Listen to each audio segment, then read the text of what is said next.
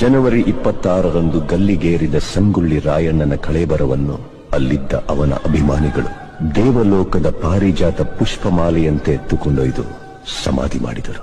ಫಕೀರನ ವೇಷದಲ್ಲಿದ್ದ ರಾಯಣ್ಣನ ಆಪ್ತ ಸ್ನೇಹಿತ ಬಿಚ್ಚುಗತ್ತಿ ಚೆಂಬಸ್ಸು ಆ ಸಮಾಧಿ ಮೇಲೆ ಆಲದ ಸಸಿ ನೆಟ್ಟು ನೀರ್ಹಾಕಿ ಬೆಳೆಸಿ ಅಲ್ಲೇ ವಾಸಿಸುತ್ತ ಇಹಲೋಕ ತ್ಯಜಿಸಿದ.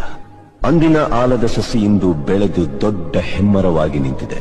ಇಂದಿಗೂ ರಾಯಣ್ಣನ ಭಕ್ತರು ಜಾತಿ ಮತ ಧರ್ಮಗಳ ಭೇದ ಭಾವವಿಲ್ಲದೆ ಹುಟ್ಟಿದರೆ ನಿನ್ನಂತ ಮಕ್ಕಳು ಹುಟ್ಟಲಿ ಎಂದು ತೊಟ್ಟಿಲು ಕಟ್ಟಿ ಹರಕೆ ಹೊತ್ತು ದೇವಮಾನವನಿಗೆ ಪೂಜೆ ಸಲ್ಲಿಸಿ ಫಲ ಸಿಗಲೆಂದು ಸೆರಗೊಡ್ಡಿ ಬೇಡುತ್ತಾರೆ. ರಾಷ್ಟ್ರಪ್ರೇಮಿ ಸಂಗೊಳ್ಳಿ ರಾಯಣ್ಣ ಮರಣವಾದ ಸುಮಾರು 116 ವರ್ಷಗಳ ನಂತರ ರಾಯಣ್ಣನ ನುಡಿಯಂತೆ ನಟ್ಟ ನಡು ರಾತ್ರಿಯಲ್ಲಿ ದೇಶ ಬಿಟ್ಟು ಹೋಗುವ ಪ್ರಸಂಗ ಬ್ರಿಟಿಷರಿಗೆ ಬಂದೊದಗಿತು. ಅಚ್ಚರಿ ಏನೆಂದರೆ ರಾಯಣ್ಣನ ಹುಟ್ಟಿದ ದಿನವಾದ ಆಗಸ್ಟ್ 15ರಂದೇ ಭಾರತಕ್ಕೆ ಸ್ವಾತಂತ್ರ್ಯ ಬಂದಿತು.